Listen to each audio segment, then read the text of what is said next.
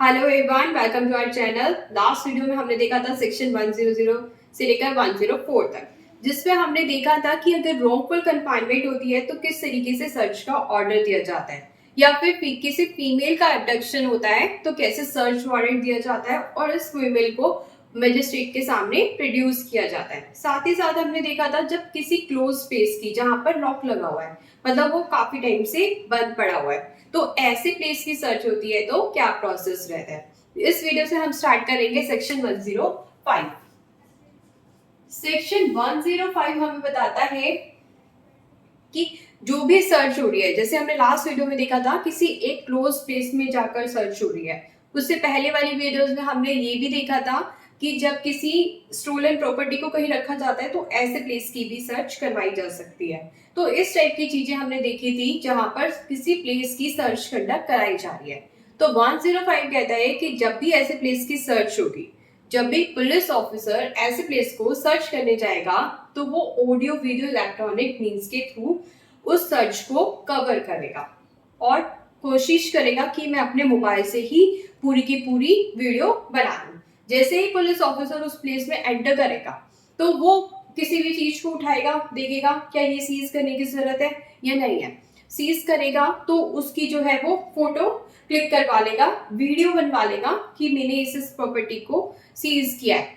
तो और जो भी वो लिस्ट बना रहा है, जो जो प्रॉपर्टी वो सीज करता है उसकी वो लिस्ट में बनाता है, तो ऐसी सिचुएशन में भी वो पूरी की पूरी वीडियो में उस जो भी सीजर वगैरह चल रहा होगा उसको कवर करेगा। ये बताता है हमारा 105।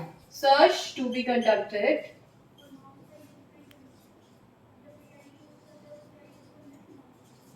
Through electronic audio video means. जैसे कि हमने लास्ट वीडियो में देखा था, डीएमओ, सब डिविजनल मजिस्ट्रेट या जीएमएफसी, ये अथॉरिटीज देते हैं कि किसी पुलिस ऑफिसर को जाके उस प्लेस की सर्च कंडक्ट करो, वारंट इशू करके। अब पुलिस ऑफिसर उस प्लेस को सर्च करने जा रहा है, तो पुलिस ऑफिसर जब उस प्लेस को सर्च कर रहा है तो पूरी की पूरी वीडियो बना लेगा कि मैंने क्या क्या चीजें सीज की है, और सीज करिए तो ये लिस्ट बनाई है, और कैसे कोशिश करेगा कौन से डिवाइस यूज करे, मोबाइल का। तो ये सिंपल सी बात बताइए हमारे सेक्शन 105 में। अब देखते हैं सेक्शन 106 क्या कहता है। सेक्शन 106 बताता है अगर कोई स्टोलन प्रॉपर्टी है, क्या है, कोई स्टोलन प्रॉपर्टी, कोई चोरी करी हुई प्रॉपर्टी है, या फिर कोई क्राइम से रिलेटेड प्रॉपर्टी है,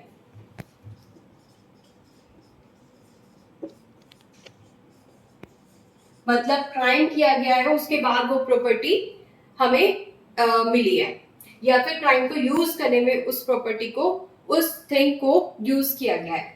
तो इस टाइप की अगर प्रॉपर्टी है तो ये पावर होती है पुलिस ऑफिसर की, वो सीज करे ऐसी प्रॉपर्टी को एज पर सेक्शन 106। तो 106 ने कहा कोई भी स्टोलन प्रॉपर्टी है या फिर क्राइम से रिलेटेड प्रॉपर्टी है, उसको सीज करने की पावर है। लेकिन अगर ये पुलिस ऑफिसर ऐसा पर्सन है जो कि पुलिस इंचार्ज से बिलो की रैंक का है या सबऑर्डिनेट है, तो वो जाकर ये सारी की सारी चीजें किसको दे देगा, पुलिस इंचार्ज को दे देगा। किसको दे देगा, पुलिस इंचार्ज को। साथ ही साथ अब ये पुलिस ऑफिसर क्या करेगा, एक रिपोर्ट बनाएगा। रिपोर्ट में ये लिखेगा मैंने यहाँ पर आके इस प्रॉपर्टी पे सीज किया है, ये सामान सीज किया है, और ये रही मेरी रिपोर्ट। मैं यहाँ गया था, इस टाइम गया था, इस प्रॉपर्टी को सीज किया, लिस्ट बनाई, और फाइनली अपनी रिपोर्ट किसको दे देगा, मजिस्ट्रेट को। किसको, मजिस्ट्रेट को। कौन से मजिस्ट्रेट को देगा, जो सर्च करा रहे हैं। और हम देख रहे हैं कौन करा रहा है सर्च, हमारे डीएम करा रहे हैं, एसडीएम करा रहे हैं, और जेएमएफसी करा रहे हैं। तो जिस भी मजिस्ट्रेट ने उसको सर्च वारंट दिया है, इशू किया है, उसके पास वो जाके अपनी रिपोर्ट को रख देगा, और सारा का सारा सामान जो भी उसने सीज किया है वो मजिस्ट्रेट को दे देगा। लेकिन ऐसा भी हो सकता है कुछ ऐसा सामान हो जो मजिस्ट्रेट के पास ले जाना मुश्किल हो, क्या हो, जो इसको ट्रांसपोर्ट करना मुश्किल हो, ऐसा सामान भी हो सकता है। या फिर ऐसा सामान भी हो सकता है कि जिसकी सिक्योरिटी जो है बड़ी मुश्किल हो रही है रखनी, उसको कस्टडी में रखना बड़ा ही डिफिकल्ट हो रहा है, ऐसी भी सिचुएशन हो सकती है। या फिर ऐसी भी सिचुएशन हो सकती है कि पुलिस ऑफिसर को लग रहा है यार ये तो जरूरी नहीं है कि इस सामान को जो है मजिस्ट्रेट के सामने प्रोड्यूस करें, आगे आने वाले टाइम में हमें इन्वेस्टिगेशन में जरूरत पड़ेगी तो इसको अपनी कस्टडी में रखें, तो उसको ये चीज नेसेसरी नहीं लग रही, जरूरी नहीं लग रही कि मैं इसको अपनी कस्टडी में रखूं या मजिस्ट्रेट की कस्टडी में रखूं। तो ऐसी तीन सिचुएशन में क्या होगा, ऐसी तीन सिचुएशन में किसी अदर पर्सन को ये सारी चीजें हम दे देंगे। कोई भी वो बंदा हो सकता है, कोई भी वो बंदा हो सकता है। अब ये बंदा क्या करेगा, ये बंदा जो है बॉन्ड देगा, क्या देगा, बॉन्ड, अंडरटेकिंग देगा। जब भी जरूरत पड़ेगी पुलिस स्टेशन में या फिर कोर्ट के पास, मजिस्ट्रेट के पास या कहीं और, तब मैं इस सामान को वहां पर ले आऊंगा। तो इस पर्सन के पास हम सामान रखवा देंगे। कब रखवाते हैं, जब उसको मजिस्ट्रेट के पास पहुंचाना मुश्किल है या उसकी सिक्योरिटी करना, उसकी कस्टडी रखना बड़ा ही टेढ़ा काम है, या फिर ऐसा हो सकता है कि जरूरत की चीज ही ना लगे, यार इसको क्या रखना, आगे आने वाले टाइम में भी काम नहीं आएगा। तो ऐसे सिचुएशन में हम किसी और पर्सन को ये सारा सामान दे देंगे। ये बताता है हमारा सेक्शन 106। अब कुछ ऐसी चीजें भी होती है जो हमारी खराब हो जाती है, नेचुरल डिके की, जैसे हमारे फ्रूट्स हो गए, वेजिटेबल्स हो गई, हो सकता है किसी तरीके का अनाज वगैरह हो, जैसे बीट्स वगैरह भी खराब हो जाते हैं। तो नेचुरल डिके की अगर कोई भी चीजें हैं, टमाटर या कुछ और, तो उस सिचुएशन में क्या करेंगे, अगर हम इन चीजों को अपने पास रखे रखेंगे और कोर्ट के प्रोसीडिंग्स का वेट करेंगे तो ये चीजें खराब हो जाएगी और इनको बेचने में कुछ भी रियलाइज नहीं होगा। लेकिन आज इनकी वैल्यू है, इनको बेचेंगे तो कुछ ना कुछ तो रियलाइज होगा। तो ऐसे सिचुएशन में इन मटेरियल्स को क्या कर देते हैं, सेल, क्या कर देते हैं, सेल। लेकिन ये सेल सुप्रिटेंडेंट ऑफ पुलिस की परमिशन के बिना नहीं होगी। तो जब भी सेल किया जाएगा तो सुप्रिटेंडेंट ऑफ पुलिस से पूछा जाएगा इस टाइप का सामान है, क्या हम सेल कर दें, अगर वो हाँ भरता है तो उसका सेल कर दिया जाएगा। तो इस टाइप की चीजें ऐसे टैकल की जाती है। लेकिन इसमें जो भी हमारा नेचुरल डिके वाले गुड्स होते हैं उनकी वैल्यू 500 से कम होनी चाहिए।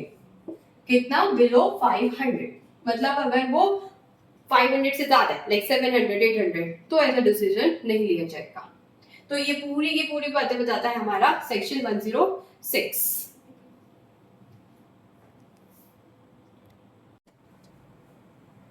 अब हम देखते हैं अपना नेक्स्ट सेक्शन। नेक्स्ट सेक्शन बताता है कि अगर कोई भी ऐसी प्रॉपर्टी है जो क्रिमिनल एक्टिविटी का रिजल्ट है या क्राइम में किसी भी तरीके से इन्वॉल्व है और किसी पुलिस ऑफिसर को लग रहा है किसी प्लेस पर रखी है, क्राइम में इन्वॉल्व है,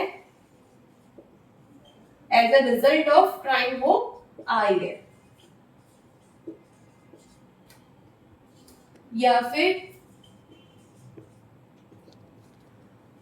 क्राइम का वो कॉन्सिक्वेंस है, प्रोसीड्स है क्राइम्स की। तो क्राइम से आई है, क्राइम से रिलेटेड है, उसको क्राइम में यूज किया गया है।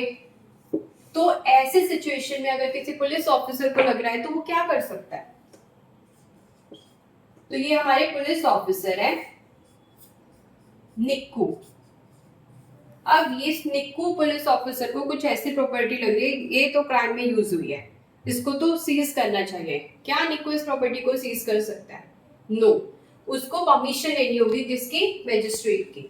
तो वही हमारे डीएम, एसडीएम या फिर जेएमएफसी इनकी परमिशन लेगा, इनकी इनमें से किसी भी पर्सन की परमिशन लेगा और उसके बाद जो है उस प्लेस को सर्च करने जाएगा और सीज करेगा ये सारा सामान, अगर ये परमिशन दे देते हैं। या फिर वो ये कहेगा इनको कि आप जो है इस केस का कॉग्निजेंस ले लो, मतलब देख लो क्या चक्कर है, अपने नॉलेज में डाल लो, कोई ऐसी प्रॉपर्टी है जो क्राइम में यूज हुई है। साथ ही साथ वो ये भी बोल सकता है या कमिट कर दो ट्रायल के लिए, आप तो बड़े बंदे हो, अपने नीचे वाले मजिस्ट्रेट को जो है ये केस थमा दो, देख लेंगे वो क्या है केस, क्या इसको क्राइम से रिलेटेड है ये प्रॉपर्टी, या फिर कहेगा कि खुद ही आप जो है इस केस का ट्रायल कर लो।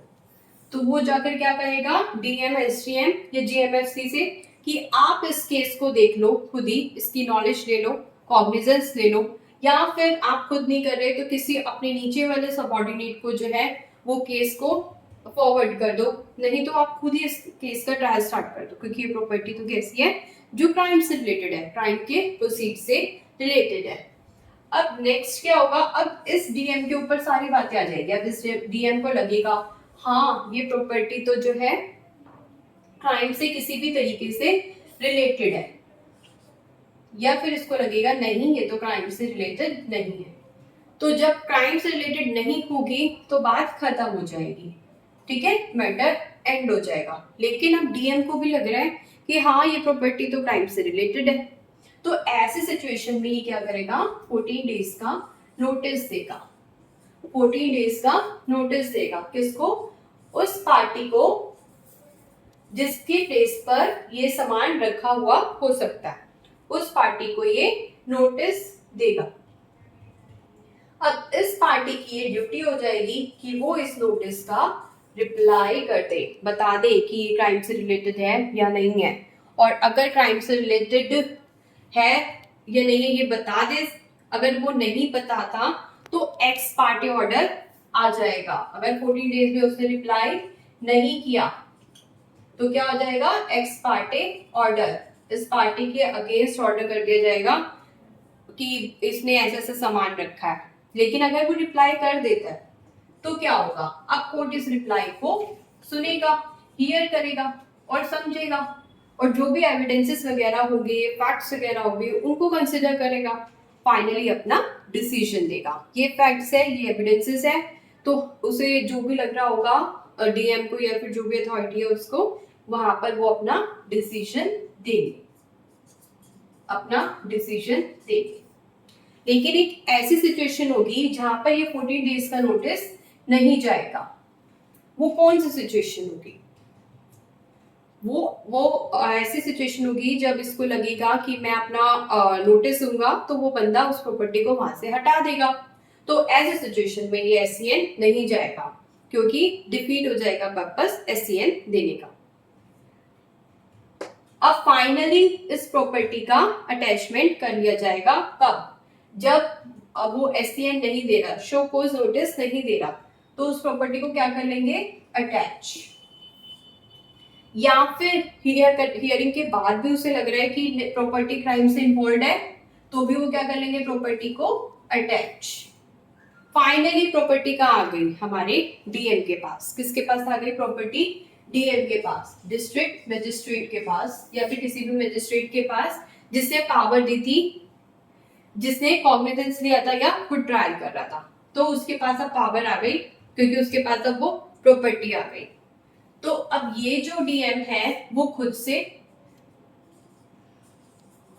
हिम या हरसेल्फ या फिर अपने सबऑर्डिनेट से क्या कहेगा, इस प्रॉपर्टी की प्रोसीड से उन सब विक्टिम्स को दे दो, जितने भी विक्टिम्स है, जितने भी विक्टिम्स है इस प्रॉपर्टी की वजह से बने हैं, इस क्राइम की वजह से बने हैं, जिससे प्रॉपर्टी रियलाइज हुई है, उन सब विक्टिम्स को ये वाली जो है प्रॉपर्टी डिस्ट्रीब्यूट कर दो। कैसा डिस्ट्रीब्यूशन होता है, रेटेबल डिस्ट्रीब्यूशन, मतलब जिस भी विक्टिम का जितना उस प्रॉपर्टी में शेयरिंग था उतना उतना उनको शेयर मिल जाएगा, ठीक है। अब प्रॉपर्टी आएगी डीएम के पास, डीएम खुद से या फिर अपने सबऑर्डिनेट से बोलेगा कि इस प्रॉपर्टी के प्रोसीड्स को डिस्ट्रीब्यूट कर दो सारे विक्टिम्स में जितना जितना उनका शेयर है। लेकिन अब ऐसा हो सकता है कि शेयर ना पता हो किसका कितना है, या विक्टिम्स ही ना पता हो कि कौन विक्टिम्स है, और या फिर सब कुछ डिस्ट्रीब्यूट करने के पास भी कुछ एक्स्ट्रा बच रहा हो, तो अब ये वाला फंड कहाँ जाएगा, गवर्नमेंट के पास। तो ये वाला फंड कहाँ जाएगा, गवर्नमेंट के पास। ये सारी चीजें हमें बताता है सेक्शन 107 जो बात करता है अटैचमेंट, forfeiture और रिस्टोरेशन ऑफ प्रॉपर्टी के बारे में।